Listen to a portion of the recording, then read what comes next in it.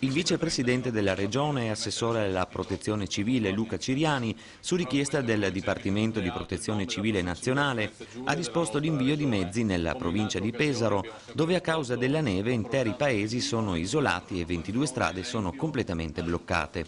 L'invio è stato chiesto nella serata di sabato dopo un vertice in videoconferenza e domenica sono partiti 2 convogli, uno alle 8 del mattino e l'altro alle 23.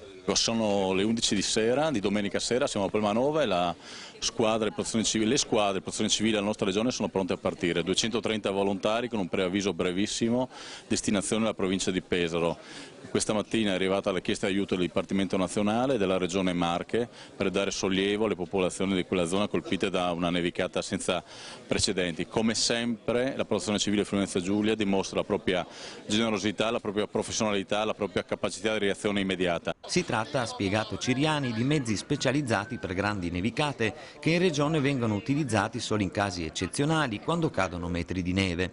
L'intervento vede la collaborazione dell'assessorato alle infrastrutture della regione, di FVG Strade, della provincia di Udine, del comune di Tarvisio, oltre che della protezione civile, poiché questi mezzi sono in dotazione a queste strutture. Si tratta di strumenti speciali, tra i quali 5 frese, una pala gommata, 4 autosnodati con una dotazione complessiva di 120 tonnellate di sale e a supporto un furgone officina, 3 fuoristrada e 3 furgoni. Quasi mezzanotte abbiamo quasi 50 mezzi pronti a partire a destinazione della provincia di Pesaro. Il preavviso è stato brevissimo, ma in poche ore oltre 230 volontari da tutta la regione si sono resi disponibili per partire immediatamente. Viaggeranno tutta la notte, domani mattina arriveranno in provincia di Pesaro, ogni squadra avrà una destinazione logistica e verrà accolta, naturalmente verrà assegnato un lavoro e domani mattina saranno già operativi. La situazione nella provincia di Pesaro risulta particolarmente complessa. Interi paesi sono sotto pressione e completamente isolati.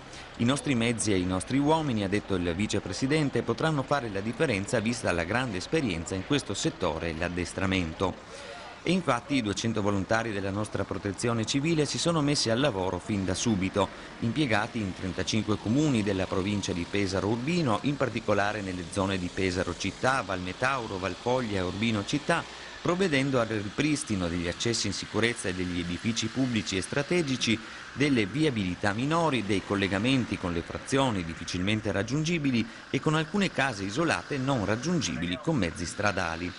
I volontari hanno reso noto che le operazioni di pulizia hanno luogo in condizioni climatiche difficili, soprattutto per la presenza di ghiaccio sulle strade che richiede lo spostamento con mezzi attrezzati di catene. Nelle operazioni sulla viabilità hanno trovato utile impiego sia le piccole frese da neve, di cui sono dotate alcune delle squadre comunali, sia le motoseghe per il taglio di piante abbattute dal peso della neve. L'organizzazione logistica della missione, ha concluso Ciriani, prevede la sistemazione delle singole squadre presso i comuni nei quali prestano soccorso.